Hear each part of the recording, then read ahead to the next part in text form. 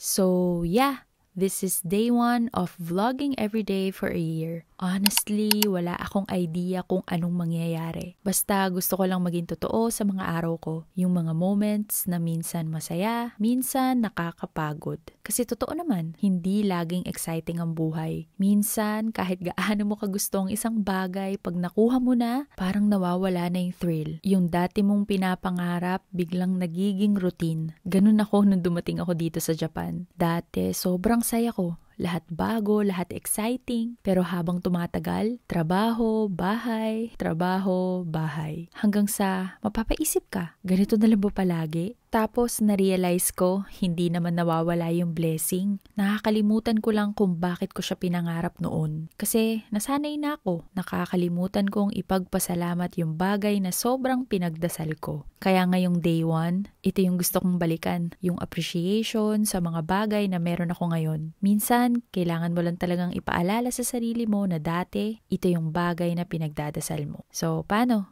See you tomorrow for day 2.